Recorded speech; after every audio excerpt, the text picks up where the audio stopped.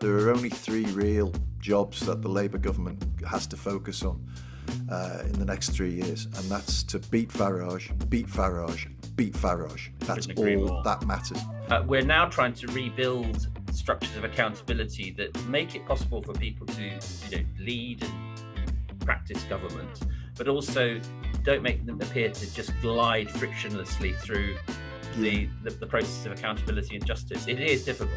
So I am going to call him Prince Andrew from now on, just to make sure people are in no doubt we're talking about a member of the current royal family. What manner of man waves at tourists still in these circumstances? If he sends Navy SEAL Team 6 out to assassinate one of his political opponents, he is now covered by presidential immunity. That is insane. Yes. That is literally... That is the law of the land in America. That's the definition of autocracy. Hello and happy Sunday, dear listeners. Happy Sunday, one and all. Hope you're all having a great weekend so far. This is the Two Matts Q&A brought to you by the subscribers of the New World magazine. Let's get straight into it. The first question comes from Mark Davies. And Mark says, for Starmer, read Biden. Starmer says he's never lost a fight and he's vowing to fight on. But Joe Biden said something very similar. Look how that ended. Is this existential for Labour? If Biden effectively handed the White House back to Trump, is Starmer in danger of doing the same for Farage unless he steps aside? What do you think, Matt? Well, I think it's a really important point. And in fact, I was talking to some Americans earlier in the week who were expressing, Democrat types, who were expressing horror that we seem to be following a similar, sleepwalking in a similar way to a similar end. It's not an exact analog because for two reasons. I mean, well, first of all, most obviously, nobody's seriously claiming that Keir Starmer is suffering from cognitive impairment. I mean, I don't think that's an issue. No. And the other, which is more structurally important, is that it's incredibly difficult to get rid of a president. Either the party forces you, Nancy Pelosi and co tell you've got to go and Kamala Harris has to be the candidate, or you're impeached. And the system of impeachment is now so structured that it's almost impossible to get a guilty verdict. It's entirely likely that Trump will be impeached a third time after the midterms, and almost certain that he won't be convicted. So it's very difficult to get rid of a president. Having a parliamentary system, one of its great advantages is that actually Parliament, amongst many other things, the Commons, is an electoral college. We all know that we kind of voted for Starmer as Prime Minister, but actually, technically speaking, we didn't. We voted for our local MPs, who then formed an electoral college to choose Starmer as their Prime Minister. So that's a long-winded way of saying it is still open to Labour to choose another leader. And indeed, that happened severally during the last Parliament to the Tories too much. But so it's not inevitable. But I think Mark's overall point is, which is the key one, is don't sleepwalk to disaster. Learn the lesson.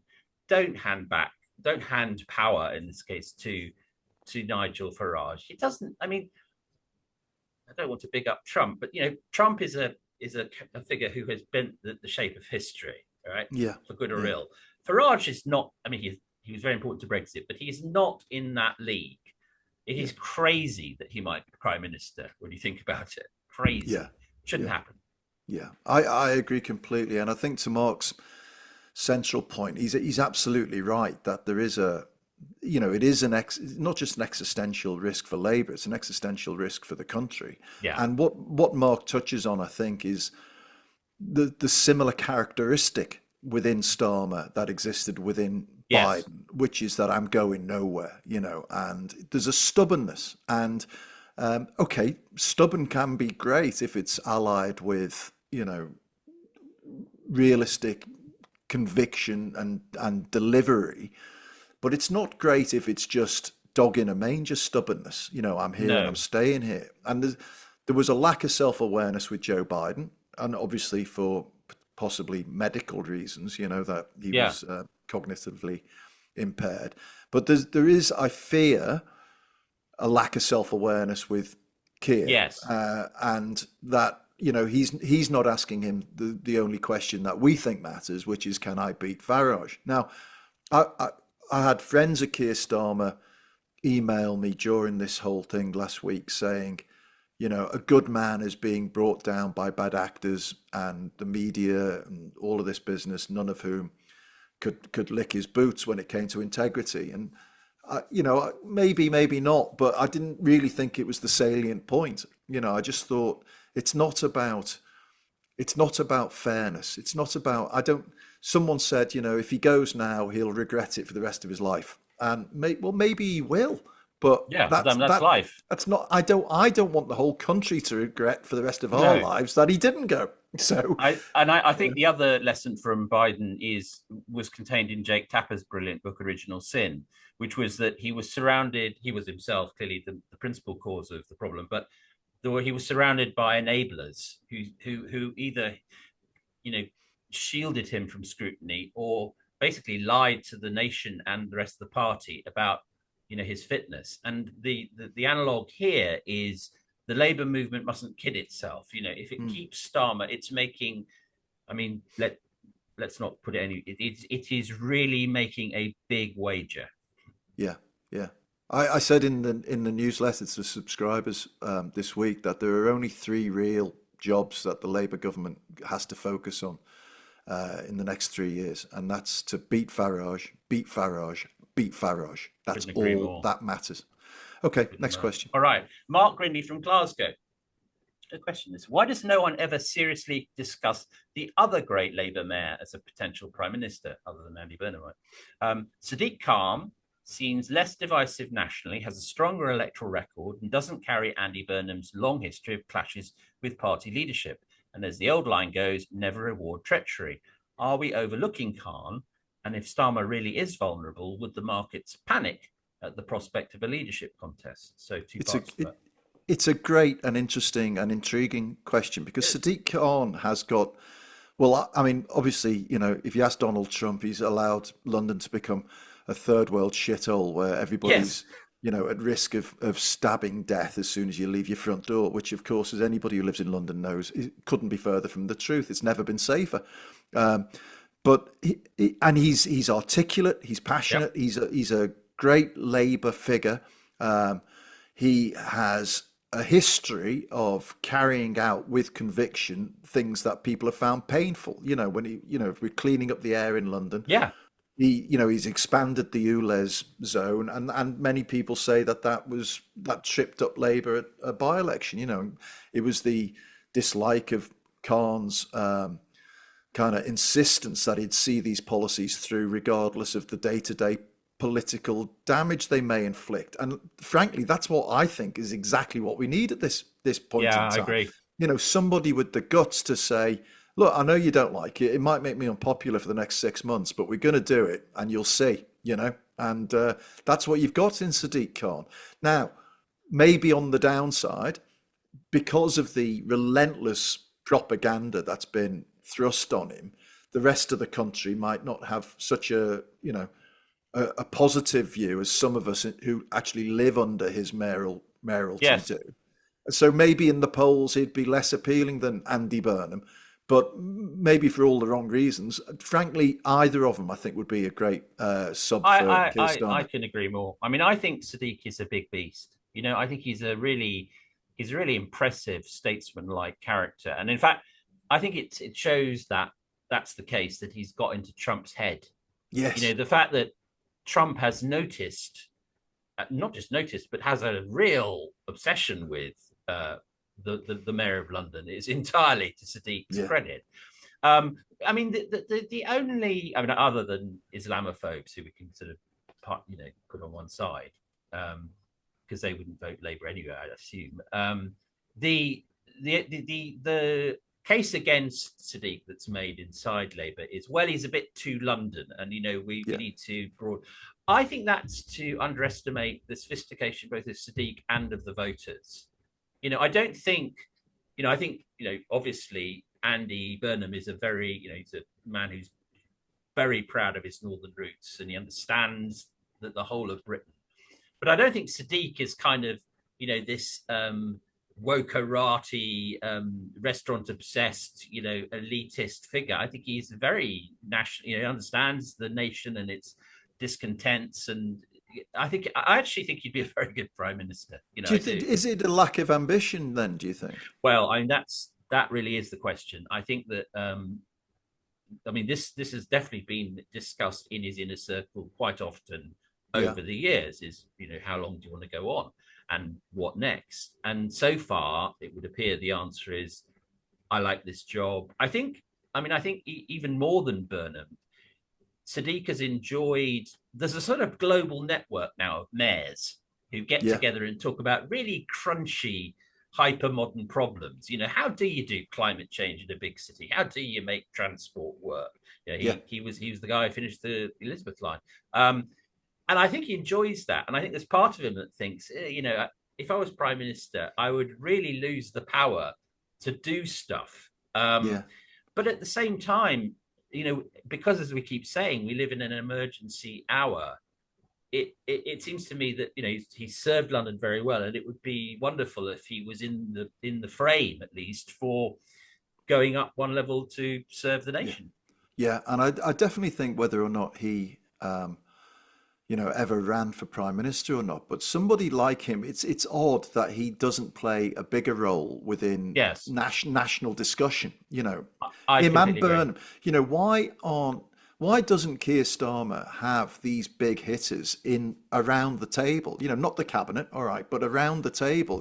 Burnham, Sadiq Khan, David Miliband. They've all got stuff to add to the conversation, and they would Yeah, bolster Gordon Brown. They would yeah, bolster the sense of, okay, this is a party with direction and clear values and a history that has proven to be a winning history when we've had power. Now that's what's at jeopardy now, is that sense of, can Labour be a winning government? I mean, I think there's a bit of tall poppy syndrome with Starmer, which is that a confident prime minister does Mm. exactly what you said, and in good times and in fair times and bad, not just, you know, when he's in a jam, picks up the phone and says, "Yeah, could you do me a solid, Gordon? And could you do the media round on Thursday?" You know, Yeah, Sadiq, I know that you don't have a big London announcement, but could you stand beside me when I do this speech on the economy? Because I'd really yeah, like your input. yeah, He doesn't yeah, really do that. yeah. It's a shame. Okay, thank you, Mark. Great question. Next question comes from Nigel McFeet in Bedfordshire. And Nigel asks, if Scandalson, as some are now calling him, is being investigated and could face charges, why was Boris Johnson never charged or even investigated for misconduct in public office?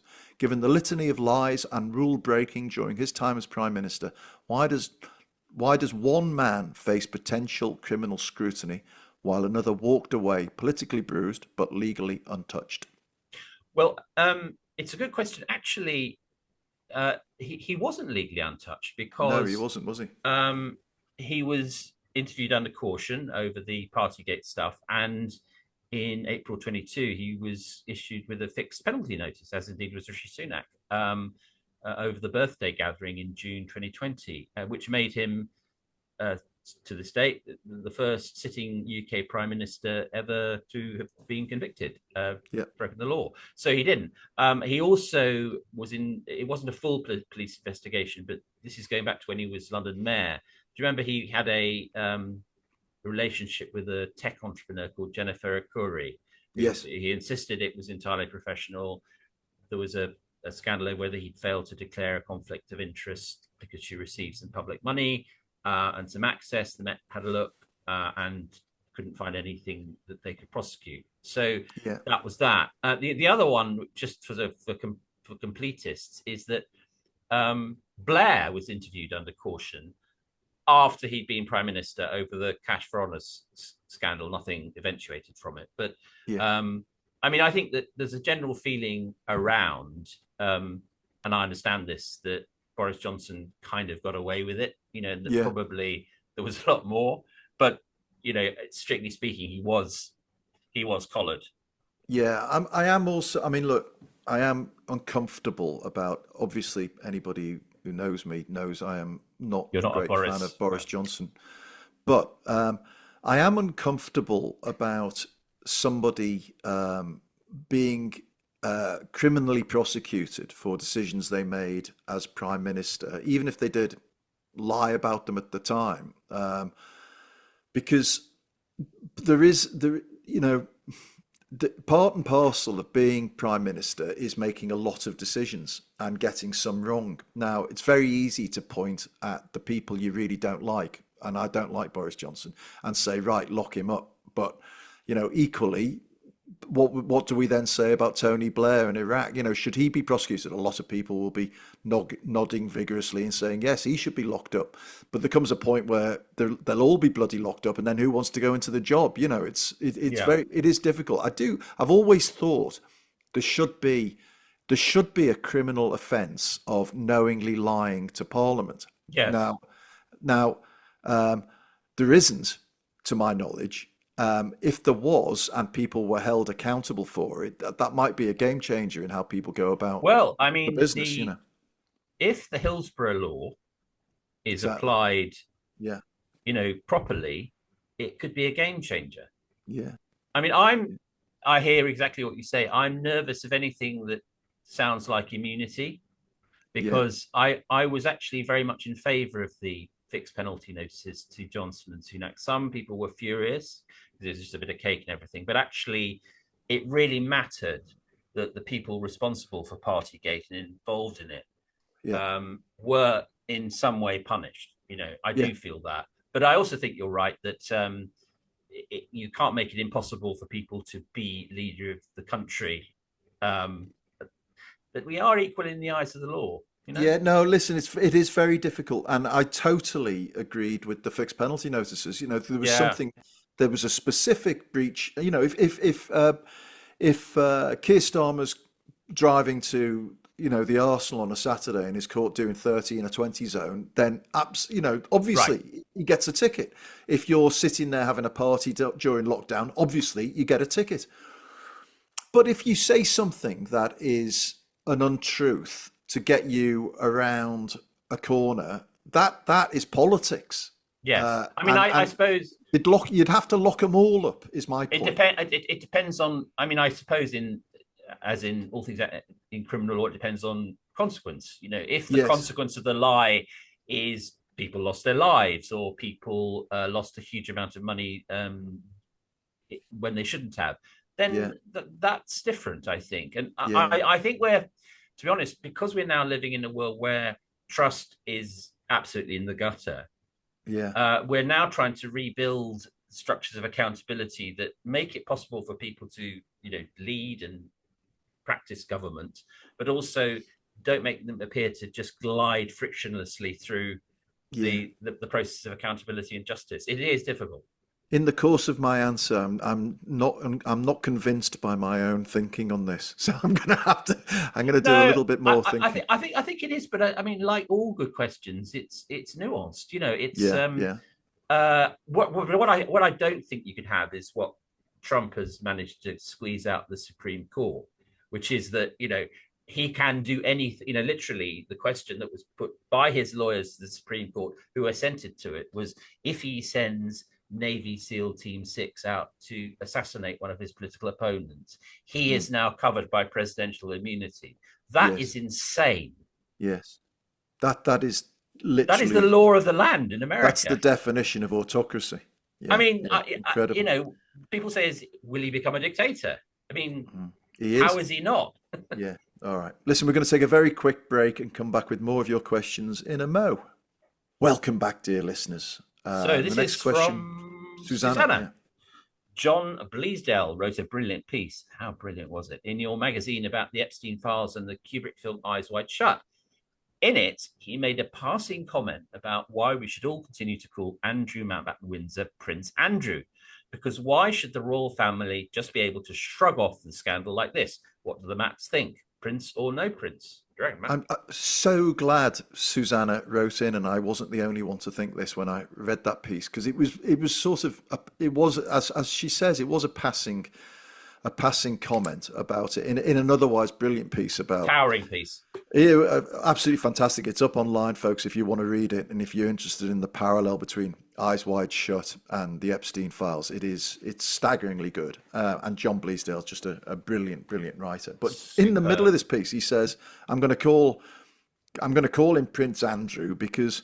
the idea that they can just disassociate. I think John used the phrase debrand him.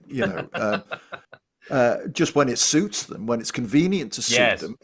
When you think about it like that, it's astonishing. And so I am going to call him Prince Andrew from now on, Yeah. just to make sure people are in no doubt we're talking about a member of the current royal family.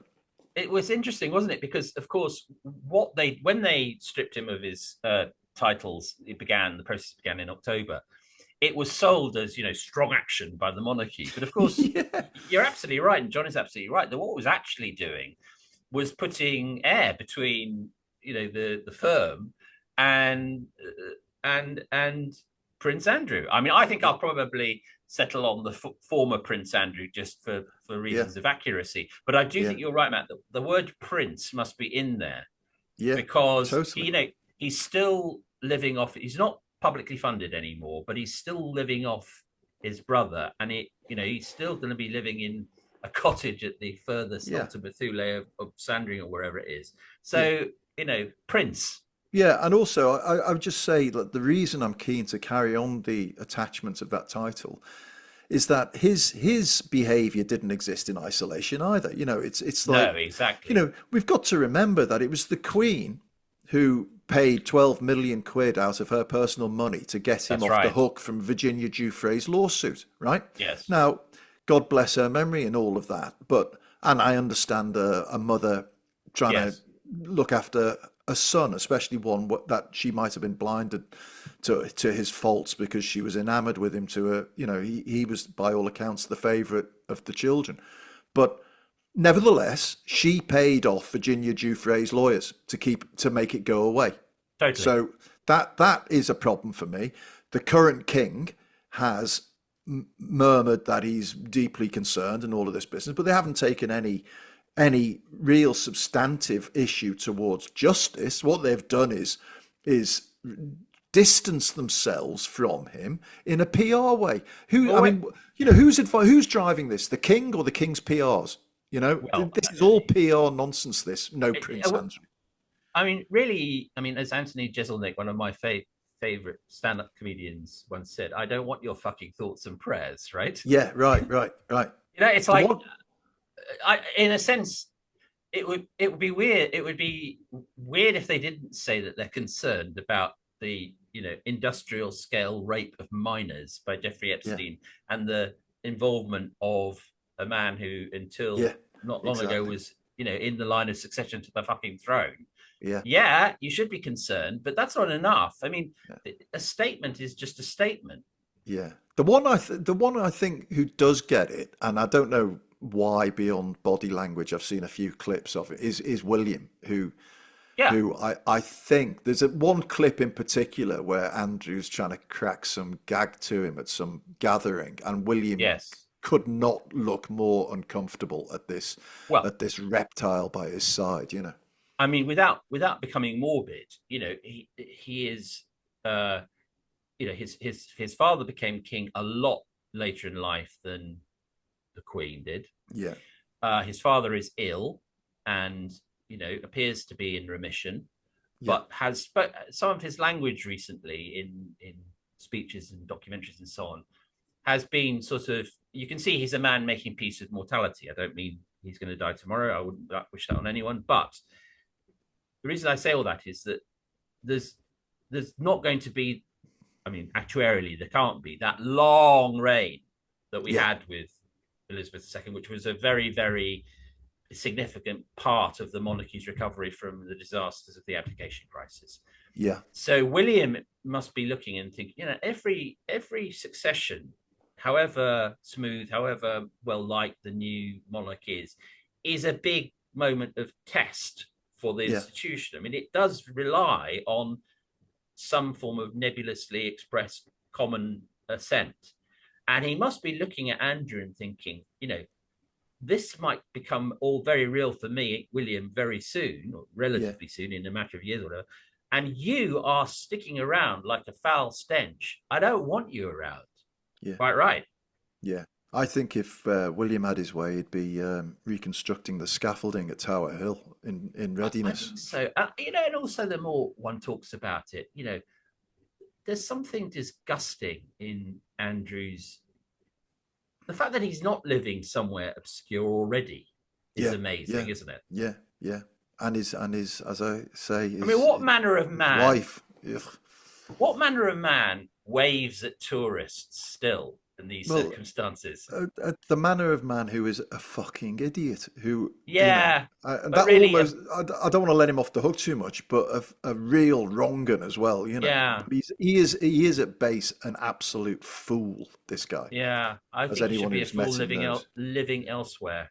Yeah, Anyway, under there a we go. rock somewhere. Yeah, okay. Next question comes from Melanie in Edinburgh. I know you two are massive Oasis fans. I have no idea what gave her that impression, Matt. But I come don't think I've on. ever mentioned it, have we? I know you two are massive Oasis fans, but come on. Brits Songwriter of the Year for Noel Gallagher, who hasn't written a song in years. Surely your loyalty doesn't stretch to supporting that. Well, it is a bit much, isn't it? I mean, love him as I do. I went and checked, and he hasn't actually written a song. He did a collab album with John Squire, and there was some material in that was March 2024, so 2 years ago, right? um, um, the backdrop to this, I mean, for Brits fans, Oasis, the brothers individually have never won a Brit before this. Oasis as a group have won 6 Brits over the years, so they've done fine. The real story here, obviously, is that for the first time, the Brits are leaving London and they're going to Manchester to go up live, which is a good venue. And they obviously wanted the Gallaghers involved. There's some suggestion that Liam, who, as we know, can be a little truculent, said, "I don't want to go. I'm not going to some Ponzi." So Noel said, "No, I'll do it if our kid won't." And then but instead of just giving him some made-up gong like best person from Manchester ever or whatever, Yeah, they gave him Songwriter of the Year, which is ridiculous. I mean, if you yeah, think about who's actually the great songwriters at the moment, I don't know. I mean, Amy Allen just won Songwriter of the Year again at the Grammys. She writes songs for herself, but also for loads of people like Sabrina Carpenter and Selena Gomez and Shawn Mendes. And then, yeah, I think probably pound for pound, Kendrick Lamar's the best songwriter in the world yeah, at the moment. But Noel Gallagher, he's a giant of culture. He's given yeah, us a huge joy, but he wasn't the songwriter of the year this yeah. year. So it is It's a insane. fuck up. Why didn't they give him? Or I mean, I don't know if it exists, but they could easily have created it. Best tour of the year or best gig of the year or so, I'm something like absolutely this. baffled. I mean, Because they'd have there's a walked that obviously with yes. I mean, justification. Yeah. let's just spitballing here, but do you think that he might be difficult in negotiations? Right? Do you think he insisted on an award that he was eminently unqualified Well, for, yes, just to make a I'm point? not, I'm not having some, golden fucking courage cup. You know what I mean? It's got to be something that Yeah, John Lennon would have wanted. You know what I mean? yeah. Like And now you can hear it, and then they're going, "Yes, Your Holiness, yes." So it is. It's ridiculous. right. There you go. All right. Well, we've got another culture one from Ali in Here we Cardiff. go from Ali in Cardiff. I'm slightly dismayed by how much of the big cultural offerings these days are all reboots, reimaginings, revivals. Lord of the Flies on the BBC, Wuthering Heights at the movies, another version of Pride and Prejudice coming to the telly, Dracula and Yes, Prime Minister on stage, another take on Frankenstein coming out next month, Young Sherlock Holmes. See my point? Do the Mats agree that a bit less caution would be good for culture? What do you reckon, Well, Matt?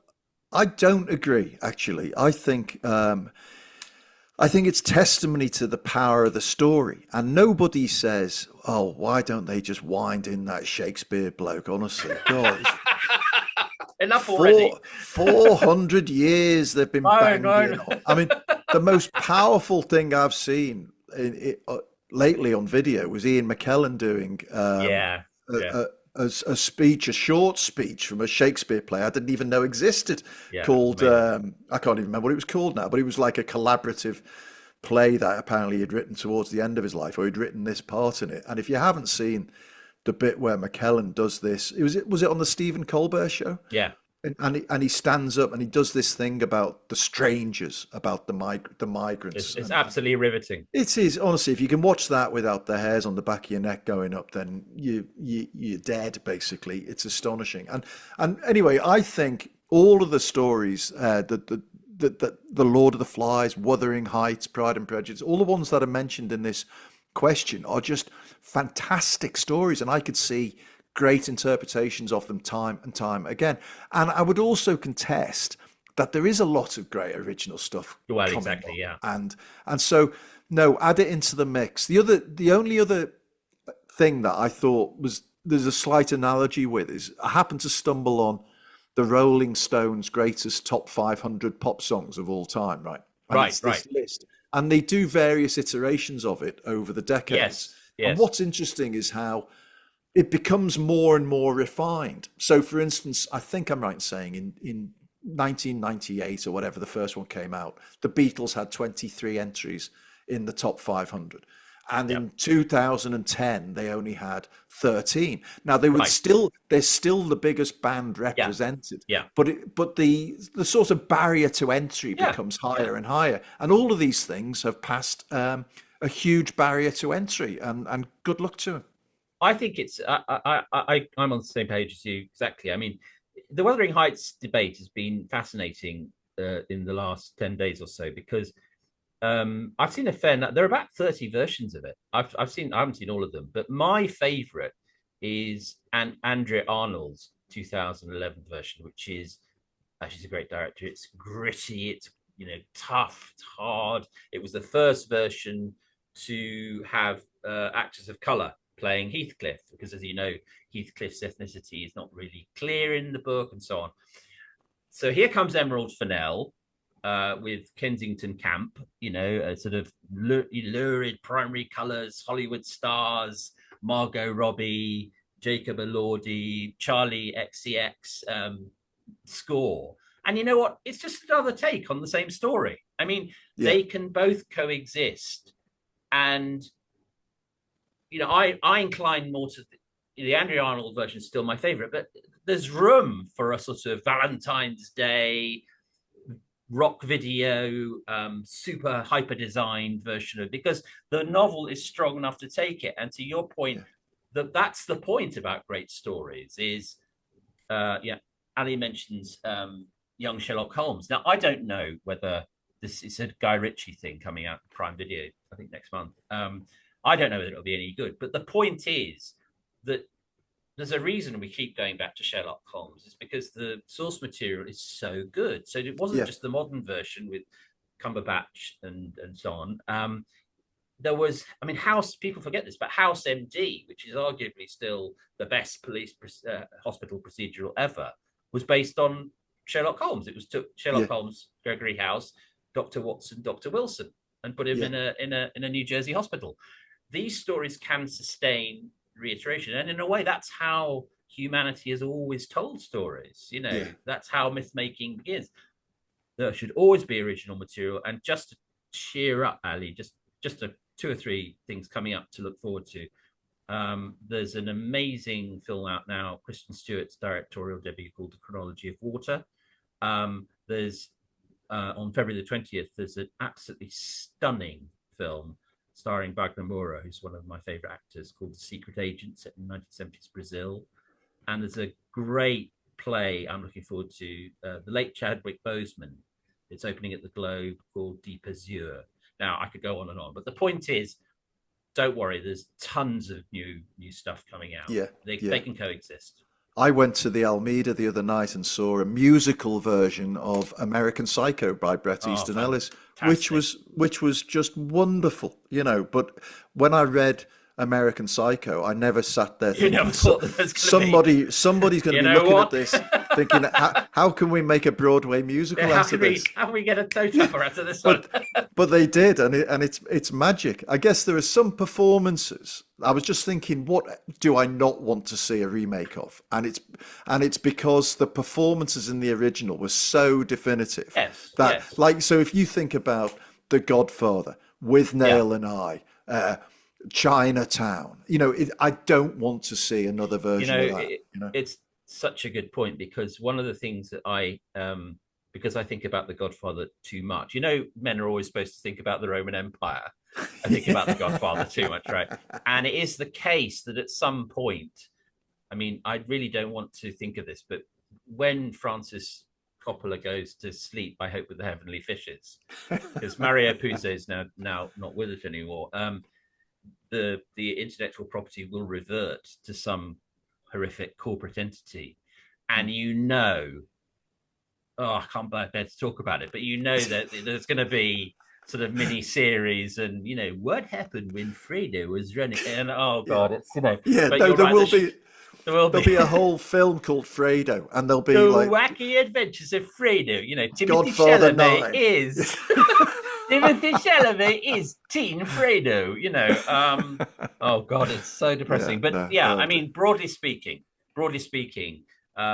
great art can and should be reinterpreted a lot. Yes, agreed. Brilliant. Ali, thank you for your question. Thank you to all of our listeners for your questions, and to all of those who emailed in and we didn't have time for. Sorry about that. But please send in your questions for next week to 2mats@tnepublishing.com. That's the number 2, MATTS, at tnepublishing.com. Subscribe to The New World, of course. Go to thenewworld.co.uk/2mats. There's a very special offer just for listeners of the 2 Mats podcast waiting for you there. Thank you as ever to the third Matt Withers, for producing this podcast.